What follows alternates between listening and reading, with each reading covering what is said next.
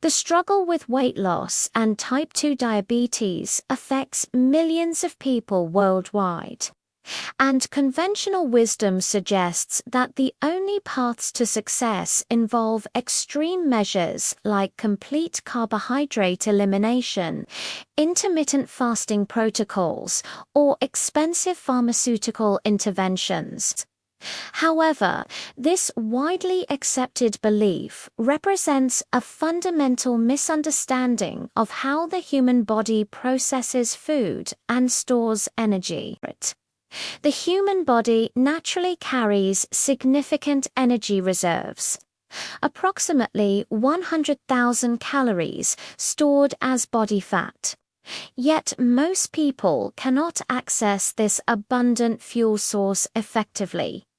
Dr. Jason Fung, the best-selling author of The Obesity Code and a globally recognized expert in metabolic health and weight management, has discovered a revolutionary approach that challenges everything people thought they knew about carbohydrates and fat loss.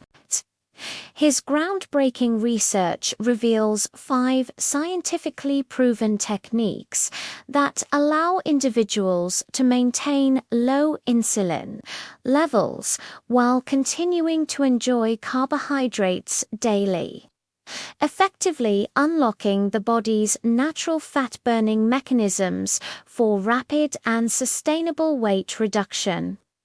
The first transformative strategy involves an unexpected kitchen appliance that most people never consider as a weight loss tool: the refrigerator. This simple cooling process can convert ordinary fattening carbohydrates into insulin-friendly alternatives that support rather than sabotage weight loss efforts. The secret lies in understanding resistant starch, a unique form of carbohydrate that the human digestive system cannot break down and absorb.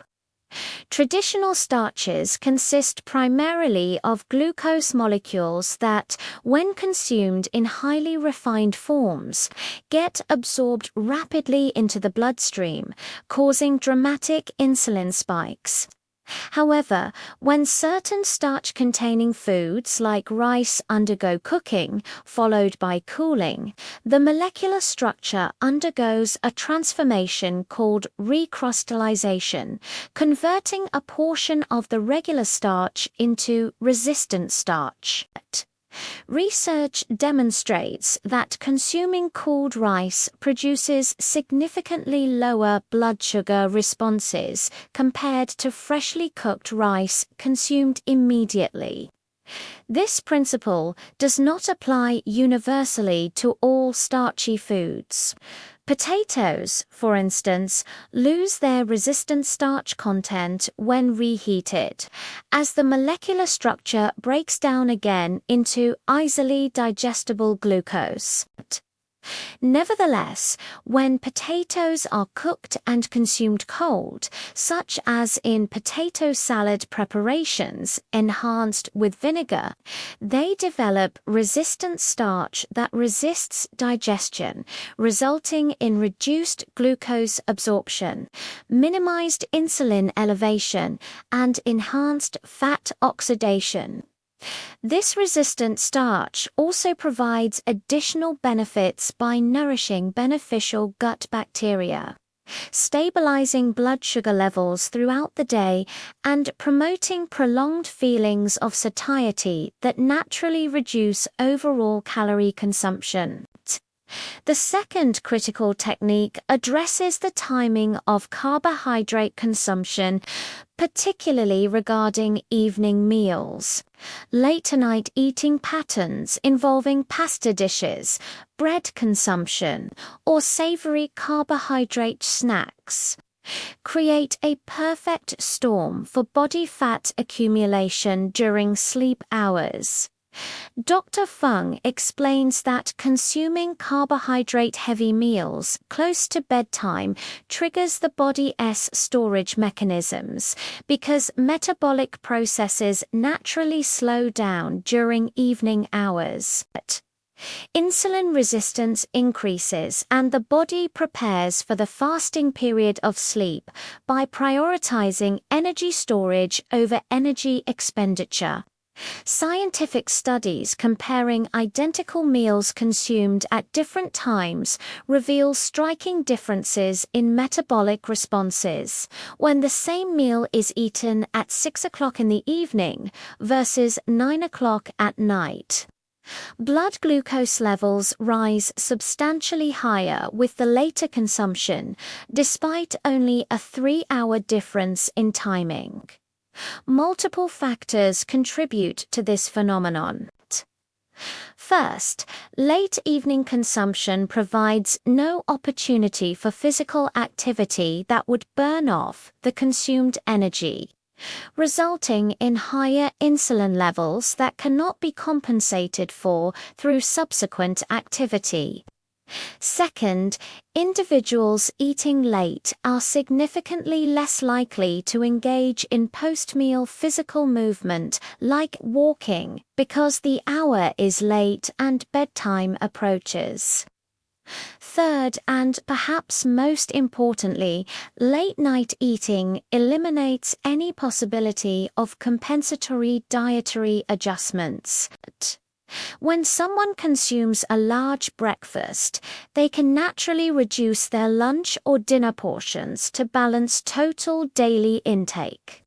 However, when someone eats a heavy late-night meal, the day has ended, sleep follows immediately, and all that consumed energy gets stored as body fat with no opportunity for adjustment or compensation.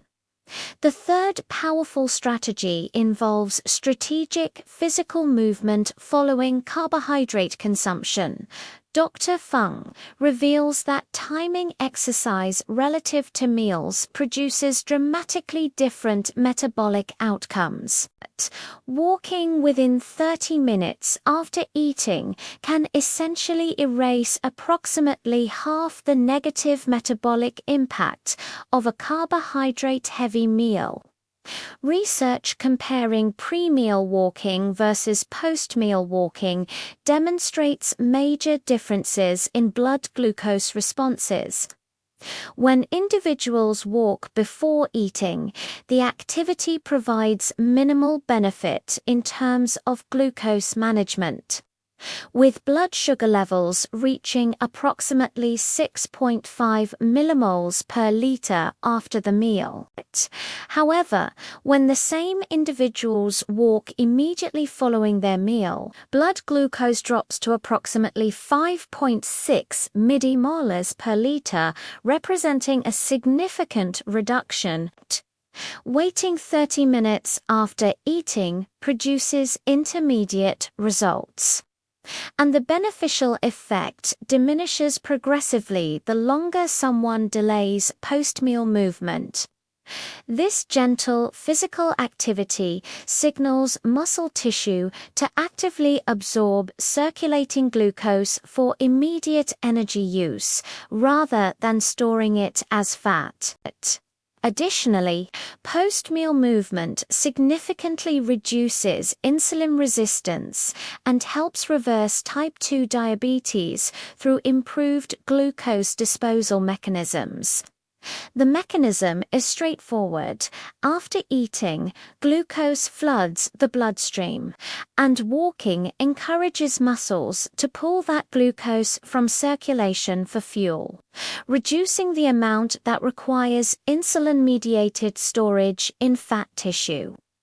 The fourth innovative approach challenges people to reconsider how they consume carbohydrates by avoiding what Dr. Fung calls naked carbs, but eating carbohydrates in isolation, whether toast, rice, or fruit, without accompanying foods creates the worst possible scenario for insulin levels and fat-burning capacity. Adding acidic components to carbohydrate-containing meals dramatically alters the metabolic response. Research examining bread consumption with and without lemon juice reveals fascinating biochemistry. Organic acids present in lemon juice, vinegar, pickles, or fermented foods like sauerkraut inactivate salivary amylase, the digestive enzyme in saliva responsible for initiating carbohydrate breakdown. When these enzymes are partially inactivated by acidity, carbohydrates break down more slowly, glucose absorption decreases, and insulin requirements drop substantially. Studies demonstrate that the amount of starch released for absorption decreases markedly with the addition of acidic foods.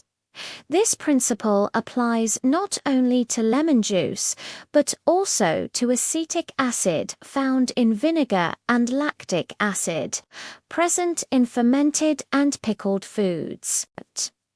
Furthermore, adding fats like butter or olive oil to bread consumption reduces the glycemic index by approximately 1/3, from a high of around 75 to approximately 50.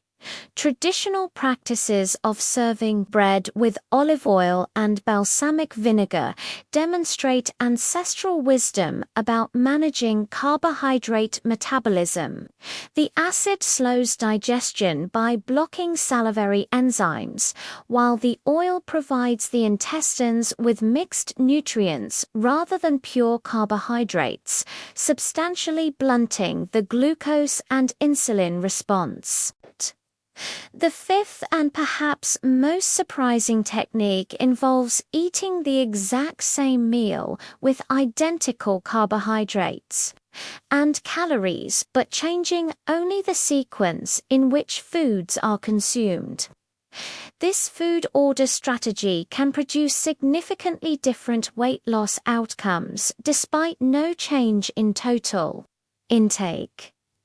Dr. Fung recommends consuming carbohydrates last during any meal. While this approach may seem counterintuitive, the underlying physiology explains why sequence matters profoundly.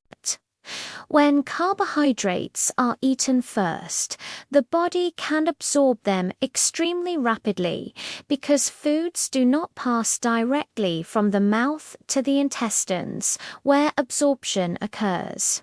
Instead, the stomach serves as a reservoir, holding food because eating occurs much faster than the small and large intestines can process and absorb nutrients. When someone begins a meal with pure carbohydrates like bread, that food enters the stomach and remains there temporarily. When the stomach subsequently releases its contents into the intestines, that initial bolus consists almost entirely of rapidly digestible carbohydrates, causing blood glucose to spike dramatically. Conversely, when proteins and vegetables are consumed first, followed by carbohydrates at the meal's conclusion, the stomach contents become a heterogeneous mixture.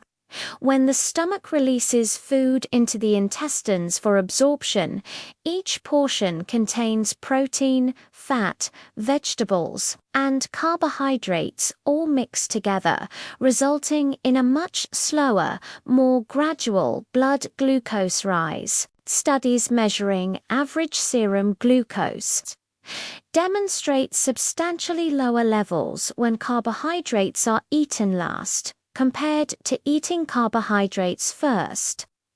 Despite participants consuming identical meals, according to Dr. Fung's analysis of research data, simply eating protein, fats, and vegetables before carbohydrates reduces blood sugar spikes by 50% and lowers insulin levels by 45%, dramatically enhancing the body's ability to access and burn stored body fat while supporting natural reversal of type 2 diabetes.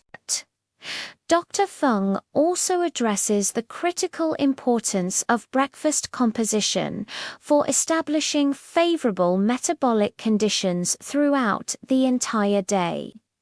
Research from Harvard University compared 3 different breakfast options containing identical calorie counts, but varying glycemic properties. High glycemic index, instant oatmeal, medium glycemic index, steel-cut oats, and low glycemic index vegetable omelette, containing 40% carbohydrates versus 65% in the oatmeal options. The blood glucose responses differed dramatically between these meals. As expected, high and medium glycemic index meals produced sharp blood sugar increases, but the high glycemic option demonstrated a particularly problematic pattern after the dramatic spike in blood glucose from rapid carbohydrate absorption. Levels crashed below normal baseline, triggering hunger signals. The low glycemic index vegetable omelette produced a much lower peak glucose level with a smooth, gradual rise and no subsequent crash. The implications for subsequent eating behavior proved remarkable.